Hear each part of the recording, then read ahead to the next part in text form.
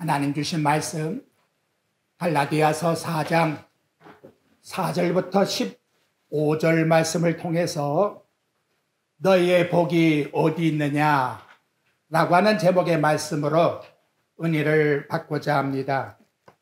예수님은 인간의 목숨의 소중함에 대해서 사람이 만일 온 천하를 얻고도 제 목숨을 잃으면 무엇이 유익하리요?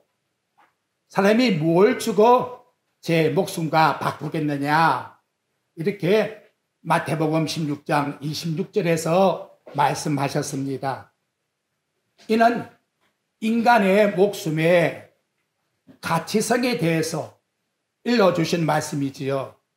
그런데 그분이 또한 누가복음 9장 24절에 나가 이렇게 일러주십니다. 누구든지 나를 위하여 제 목숨을 잃으면 구원하리라.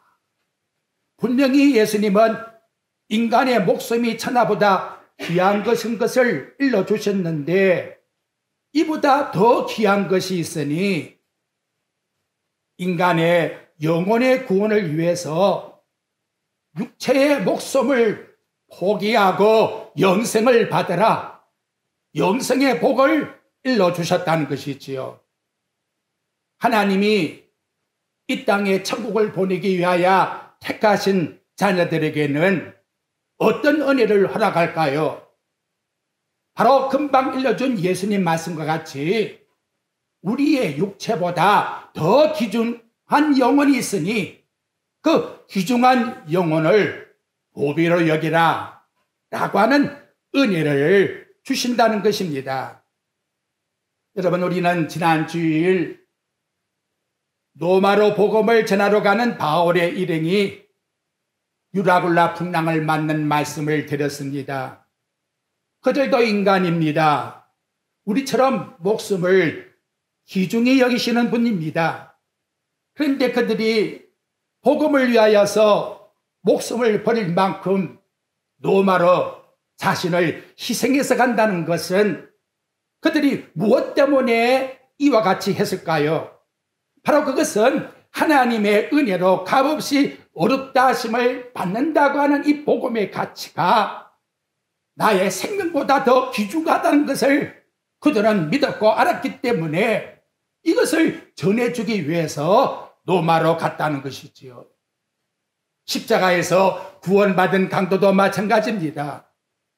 두 손과 발에 차복한 고통을 당하며 피를 흘리는 그 죽음의 순간 앞에서 비로소 인생의 가치가 뭔가를 알았다는 거지요. 그래서 예수님께 당신의 나라가 임할 때에 나를 생각해 달라고 했더니 예수님이 너 나와 함께 낙원에 있으리라고 이렇게 정말 귀중한 영생이라고 하는 선물을 받고 낙원에 들어간 것입니다. 이는 마치 어떠한 사람이 우연히 땅속에 있는 보물을 발견하고 자기 자신의 모든 가산을 다 팔아서 그 땅을 사가지고 그 땅 속에 있는 보화를 차지한 자와 같다. 이렇게 예수님의 비유로 말씀드릴 수가 있는 것입니다. 이 시간 저와 여러분, 우리는 이 땅의 모든 보화보다도 하나님이 우리에게 주신 영생이 더 귀중한 복이라는 사실을 믿는 자들입니다. 이제 바울 사도는 바로 이 문제를 갈라디아 교인들에게 체크하고 있습니다. 오늘 본문 15절 말씀에 나오지요. 너희의 복이 지금 어디 있느냐? 이렇게 물으십니다. 바울이 말씀하고 있는 이 복이라고 하는 마카리스모스라고 하는 이 단어가 신약 성경에 3번 나와요.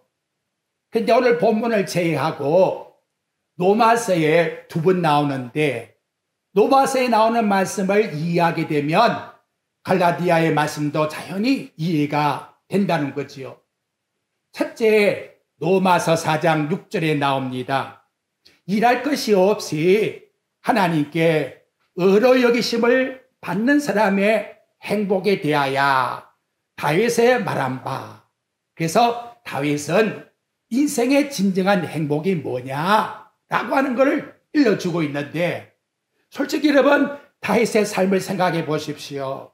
다윗은 하나님 앞에 큰 죄인입니다. 왕의 권력을 가지고 남의 아내 바세바의 남편 우리아를 전쟁터에 내어보내가지고 살인죄를 범했지요. 그리고는 그 아내를 강제로 자기 아내로 맞이했다는 거지요. 그럼에도 불구하고 다윗이 하나님 앞에 진정한 복이 뭐냐 라고 고백했을 때에, 이처럼 하나님 앞에 무서운 죄인이었는데 우리 하나님께서 아무 일도 하지 아니한 나를 어렵다 하시고 하나님의 자녀로 인정해 주었다는 이것이 바로 최고의 복입니다. 그것을 바울 사도가 로마서에서 기록을 해주고 있는 것입니다. 아울러 또 한 분이 나왔는데 로마서 4장 9절 말씀에 나옵니다. 그런즉 이 행복이 할례자에게냐 무할례자에게느냐, 대저 우리가 말하기를 아브라함에게는 그 믿음을 어려워 여기셨느니라. 믿음의 조상 아브라함이 하나님 앞에 어떤 복을 받았느냐 라고 말했을 때에, 아브라함이 할 일을 행했다 행하지 아니했다, 그 유무관계와는 아무 관계가 없이 아브라함이 하나님을 믿으니까 하나님이 저를 어렵다 하셨다. 이것이 아브라함에게 진정한 행복이요, 또한 우리에게 주시는 행복이라는 것을 두 번째 아브라함을 통해서 말씀해 주고 있다는 것입니다. 여러분 다시 한번 생각해 보십시오. 다윗을 끄집어낸 것은 율법시대 때의 사람이지요. 율법시대 때의 다윗이 어떻게 구원을 받았느냐 하는 문제예요. 아브라함은 율법이 오기 전 430년 전의 사람이지요. 그러면 율법이 오기 전에 아브라함은 어떻게 구원을 받았느냐? 아브라함도 율법, 다윗도 아무 우리 인간의 행위와는 관계없이 죄인된 내가 하나님을 믿으니까 하나님이 그냥 값없이 어렵다 해주지 않았느냐? 이것이 우리 인간이 받는 진정한 복이라는 것을 로마서에서 기록하면서 오늘 갈라디아서에서도 바울이 나타내주고 있다는 것입니다. 자, 그러면 당시 상황이 어떠하냐? 갈라디아 교회를 보면 거짓 교사들이 들어와서 하나님께 구원을 받는 것은 인간의 행위를 통해서 이루어지는 것이라고 살그머니 미혹을 했다는 거지요. 그 조건이 뭐냐? 첫째는 우리 인간이 하나님 앞에서 그 정통인 할례를 행해야 된다. 그리고 우리 율법을 준 말씀같이 우리는 하나님께 가서 제사를 드리는 종교의식을 가져야 되는 것이다. 예수를 믿는 이것도 이런 하나님 앞에서 행위로 구원받는 하나의 조건 속에 포함되는 항목이지 예수만 믿어 구원받는 것이 아니다.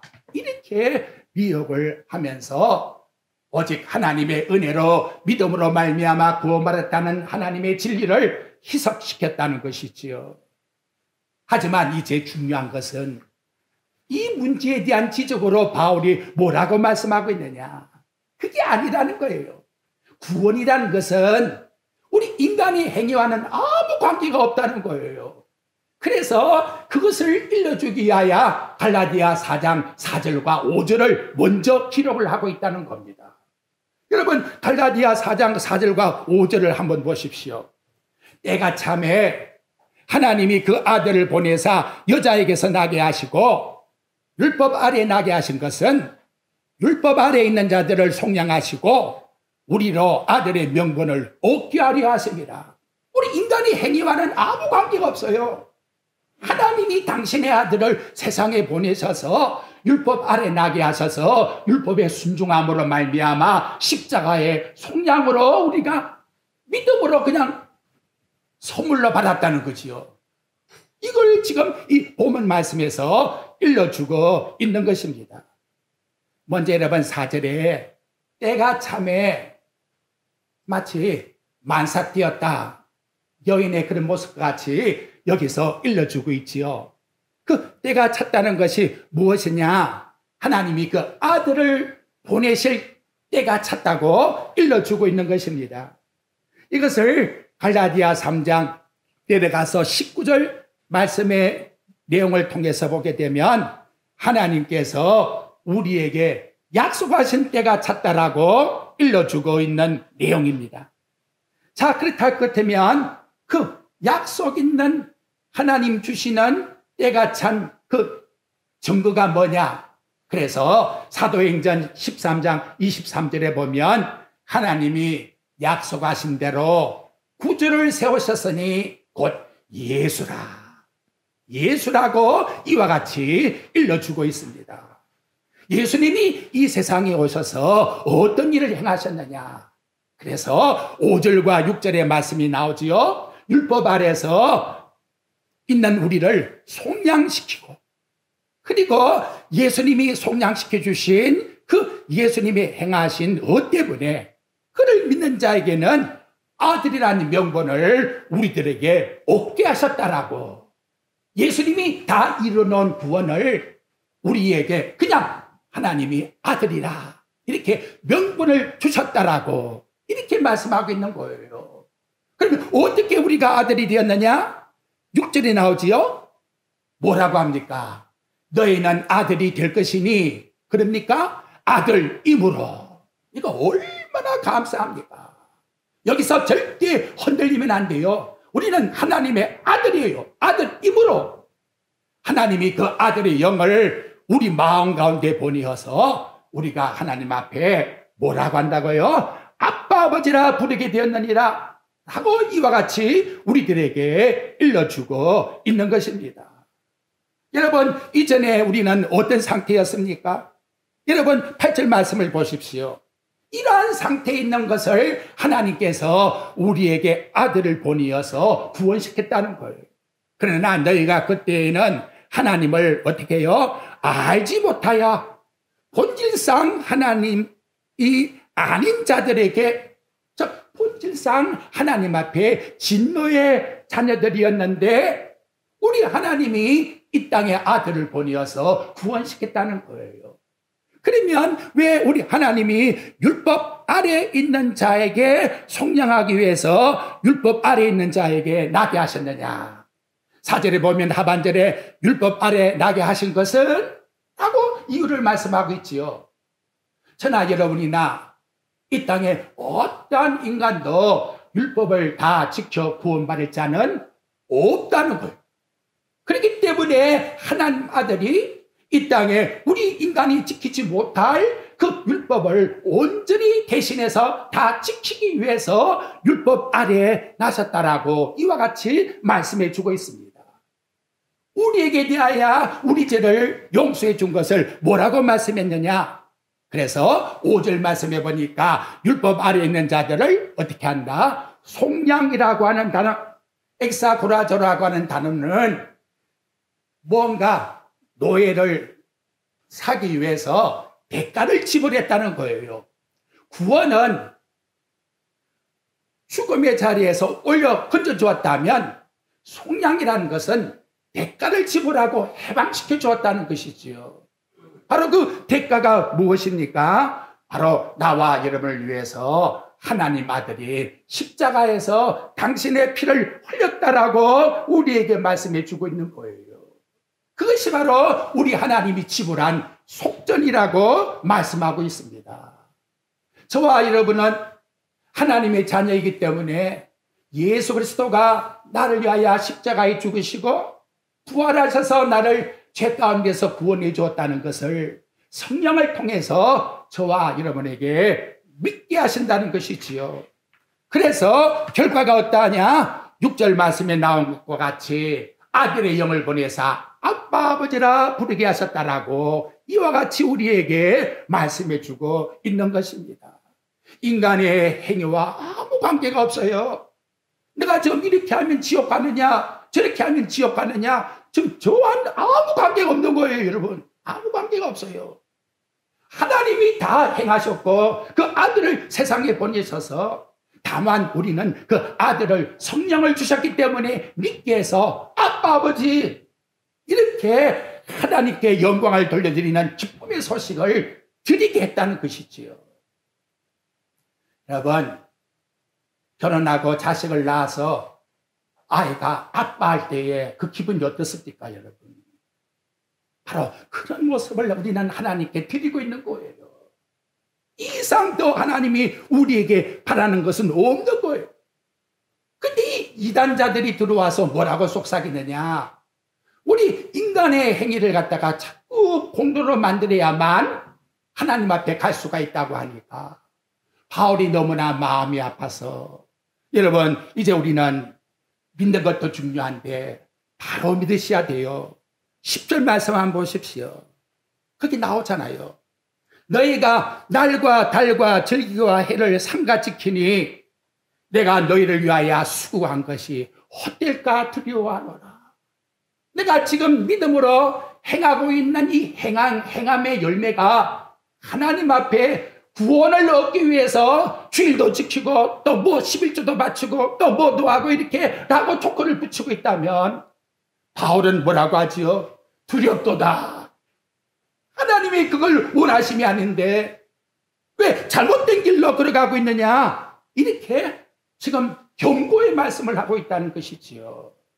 바울은 로마서 3장 23절과 24절의 말씀이에요.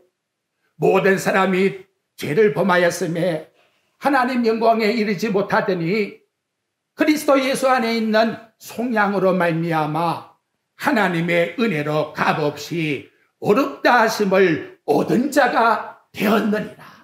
아멘. 이것이 바로 우리에게 주신 구원이라고 말씀하고 있다는 거예요. 이것이 뭘까요? 우리 인생의 최고의 복입니다. 왜 인생의 최고의 복일까요? 히브리서 9장 27절에 보게 되면 한 번 죽는 것은 사람에게 정한 것이니 그 후에는 심판이 있으리라. 모든 사람에게는 반드시 죽음이 있습니다. 우리 고 최인성 권사님도 백세를 앞두고 우리 하나님께서 부르심으로 천국에 입성해서요, 이 땅에 있을 자는 아무도 없는 겁니다. 문제는 뭐냐? 죽은 다음에 공의의 심판이 있다는 것이지요. 그 공의의 심판을 뭐라고 하느냐? 요한계시록 21장 8절에 보면 두려워하는 자들과 믿지 않는 자들과 흉악자들과 살인자와 음행하는 자와 점술가와 우상 숭배하는 자와 거짓말하는 모든 자는 불과 유황으로 타는 못에 던져지리니 둘째 사망이라고 말씀합니다. 인간이 죄로 인하여 죽는 것, 이것이 마침이고 인생의 소멸이라는 것이요. 다음에는 인간이 어떻게 살았는가에 대한 문제를 가지고 하나님은 반드시 심판하시는데, 하나님의 심판대 앞에서 나와 여러분이 죄가 없다, 무죄다, 법정에 가서 어떤 재판이 벌어졌는데 당신은 죄가 없습니다 라고 선고를 받았을 때 마음이 얼마나 기쁘겠습니까? 그러면 어떻게 해야 우리는 하나님 앞에서 죄가 없다라고 하는 선고를 받을까요? 이것이 진정한 인생의 최고의 복이라는 거지요. 이 복이 지금 너희들 어디 있느냐고 바울은 갈라디아 교인들에게 묻고 있다는 거예요.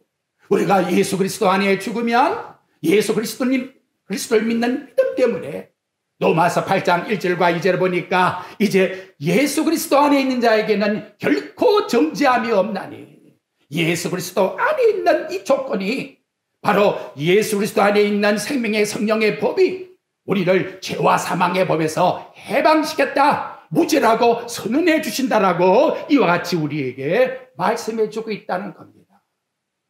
그런데 여러분, 이 보이는 세상에 우리의 관점이 어떠합니까? 육신의 정욕과 목의 정욕과 이생의 사랑, 이것이 우리 인간의 최고의 복이라고 자꾸 미혹을 주고 있지요. 갈라디아 성도들도 처음에는 은혜로 시작해서 기쁨 속에 살았는데 자꾸 족분을 붙여서 세상 미혹이 들어오니까 마음의 기쁨은 고사하고 마음의 고통으로 바뀌어지기 시작했다는 거지요. 마치 사막을 여행하는 자가 신기루를 보고는 저기가 오아시스야 이렇게 착각하는 것처럼 마귀가 세상 것을 마치 신기루같이 보이면서 성도들을 미혹하고 있다는 것을 우리는 여기에서 꼭 깨달아야 할 것입니다. 갈라디아 교인들은 사도 바울을 사랑했어요. 복음을 전할 때에 그들은 얼마나 기뻐했는지 몰라요. 그런데 그런 기쁨과 사랑의 복이 지금 어디 있느냐고 묻고 있다는 거예요. 너희가 처음에 하나님 말씀 받을 때에 얼마나 즐겁게 들었느냐? 그 기쁨과 즐거움이 도대체 어디에 있느냐? 그래서 안타까워서 자기 자신을 과거로 돌아가서 소개를 하는 거예요. 여러분 13절 한번 보십시오. 내가 처음에 육체의 약함으로 말함으로 너희에게 복음을 전한 것을 너희가 아는 바라. 여기 내용에 보니까 바울이 갈라디아 교회에 가서 전할 때에 자기 자신에게 육체의 약함이 있었다는 것을 너희들도 다 알고 있지 않느냐라고 이와 같이 말씀하고 있습니다. 이걸 보니까 분명히 바울에게는 어떤 육체의 약함이라고 하는 고통을 안고서 갈라디아 교인들에게 그 당시에 복음을 전했다는 거지요. 그런데 이것이 그 당시에 갈라디아 교인들이 볼 때에 바울에게는 무엇과 같으냐? 여러분 14절 한번 보십시오. 그게 이렇게 나오지요. 너희를 시험하는 것이 내 육체에 있으되. 너희를 시험했다는 말은 무슨 말입니까? 하나님의 사도라는 사람이 저렇게 눈에 고통과 아픔이 있고 볼품도 없고 말도 제대로 못하고 저런 사람이 무슨 하나님의 사도가 될 수가 있으랴 라고 그들의 마음에 시험이 될 수가 있었다는 것이지요. 그런데 이러한 상황 속에서 이 갈라디아 교인들은 어떻게 했느냐 보니까 너희가 업신여기지도 아니했고 또 나를 버리지도 아니했고 뭐라 생각했다? 오직 나를 하나님의 천사와 같이 그리스도 예수와 같이 영접하지 아니했느냐? 라고 이렇게 말씀으로 일러주고 있다는 거예요. 정말 시험거리가 되지요. 왜냐하면 그 당시에 그리스 로마의 신을 섬기는 신전에 일하는 사람을 보면 머리부터 발끝까지가 완전한 거예요. 그런 훌륭한 이방의 신전을 섬기는 사람들이 많은데 볼품이 없는 바울 사도가 와서 눈에 고통을 안고 이들에게 복음을 전한다고 하니까 얼마나 육체로 비교할 때에 시험거리가 되겠습니까? 그럼에도 불구하고 얼마나 갈라디아 교인들이 바울을 사랑했는지 버리지도 않고 업신여기지도 않고 천사와 같이 너희들이 나를 대접해 주었다라고 이와 같이 말씀을 통해서 가르쳐주고 있다는 것이지요. 여기 나타나고 있는 육체의 가시라 우리 고린도후서 12장에 나타나고 있는 바로 그 고통과 연관을 지어서 생각할 수가 있을 것입니다. 그런데 바울이 떠난 다음 갈라디아 교회에 거짓 선생들이 들어와서 인간의 행위를 가지고 구원을 받아야 된다라고 자꾸 불어넣어주니까 그때부터 마음속에 기쁨이 사라져버렸다는 것이지요. 마치 믿는 것이 오히려 무거운 짐이 되었다는 거예요. 교회 생활이 무거운 짐이 된다는 거지요. 이거는 결코 하나님이 주신 신앙이 아니에요. 은혜가 없는 의무가 되었고 조건으로 구원을 받으려고 하는 마음이 그들 마음속에 떠나질 않았다는 것이지요. 그래서 바울이 마치 송곳을 가지고 칵 찌르듯이 너 처음에 예수를 어떻게 믿고 구원받았느냐 그 내용을 지금 너희들이 가지고 있느냐 라고 이와 같이 말씀을 통해서 일러주고 있다는 것입니다. 이 갈라디아 교인들이 얼마나 바울을 처음에 사랑했던지 여러분 15절 하반절 말씀해 보십시오. 너희가 할 수만 있었더라면 너희의 모두 눈이라도 빼어서 나에게 주었으리라. 눈이라도 빼어서 주고자 하는 마음.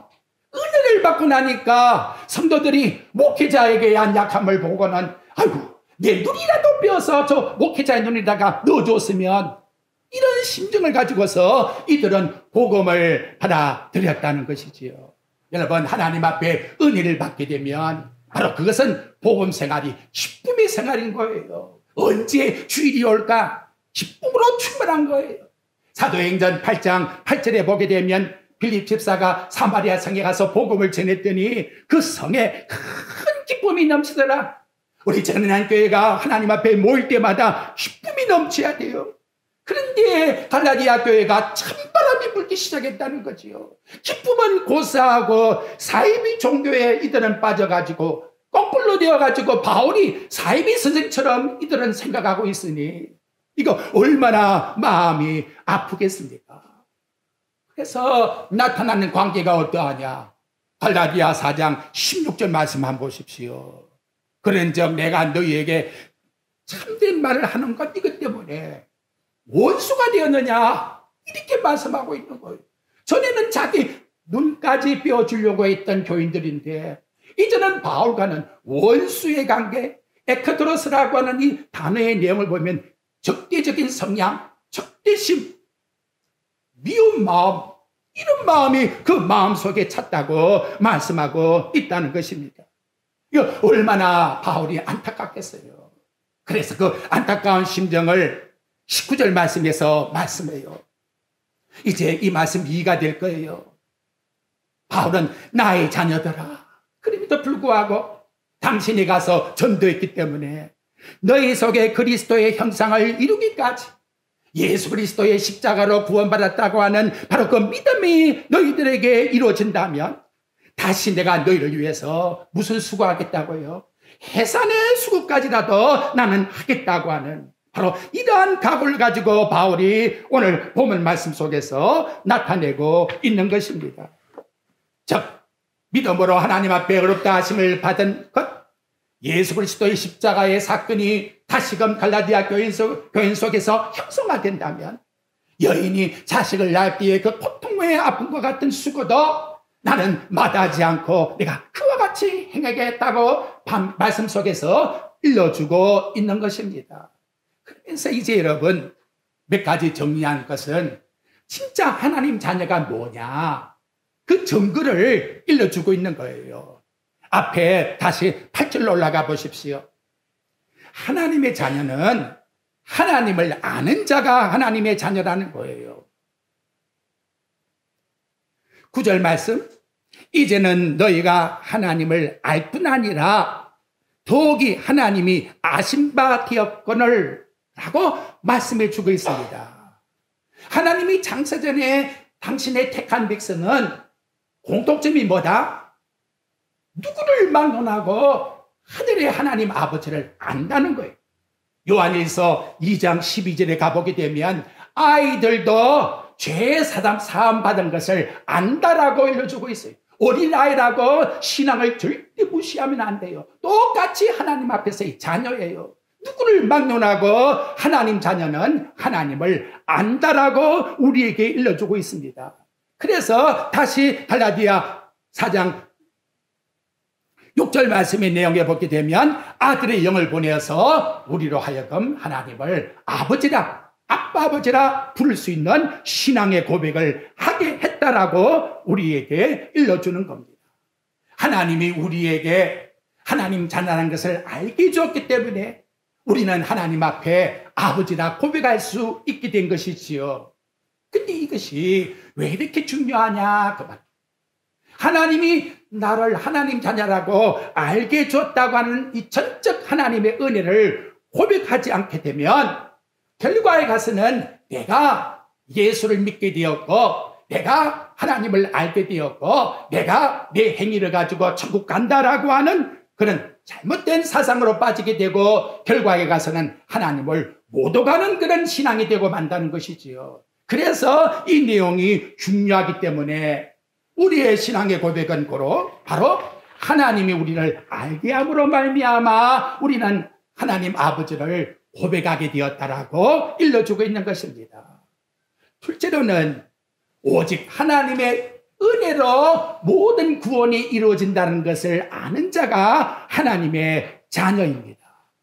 여러분, 우리의 이 신앙생활이라는 것은 신앙생활이 쭉 이어나가다가 중도에 아이고 뭐 예수 믿고 구원받고 뭐 별로네. 그래서 자꾸 세상 것을 개입시키려고 하는데 이거 엄청난 실수를 범하고 있는 것이지요. 이 갈라디아 교회가 이 거짓 선생이 들어와서 이와 같이 만들어 놓은 거예요. 그것을 일명 고상한 기독교 프로그램이라 그래요. 은희로 시작해서 은희로 마치는 믿음이 아니라 바울 당시 때의 갈라디아 교회는 믿음에다가 할례를 불화사시켰고 믿음에다가 율법의 행위를 불화사시켰어요. 오늘날에는 믿음에다가 교회가 교양을 가르쳐 믿음에다가 문화생활을 하고 믿음에다가 세상의 성공담을 말해서 믿음으로 끝나야 될 것을 갖다가 마치 인간의 고상한 프로그램을 도입시켜서 이것이 마치 믿음으로서 하나님 앞에 더 영광 돌려드리는 것과 같은 이런 잘못된 것을 가지고 들어와 일어나시키고 있다는 것이지요. 여러분, 우리 예수를 믿고 하나님 앞에 나와서 나는 하나님 못났고 성질도 더럽고 또 재주도 없는 그런 놈입니다. 그런데 하나님 나를 사랑해 주었습니다. 이 정도로 고백하는 것 어떻습니까, 여러분? 여러분, 우리가 하나님 앞에 고백하는 것은 그 정도가 아니에요. 내가 못났고 성질 더럽고 재주 없다고 해서 나라의 법이 나를 감옥에 보냅니까? 국가의 법도 그는 잘못이라 말은 안 해요.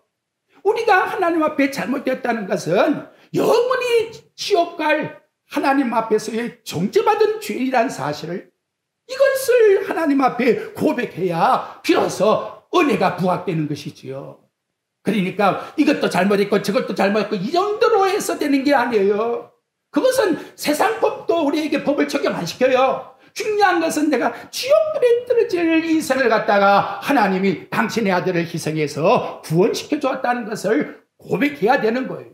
그래서 세 번째로 말씀드리고 싶은 것은 잘못 오해하지 마세요. 순종이 은혜를 가져오는 게 아니에요.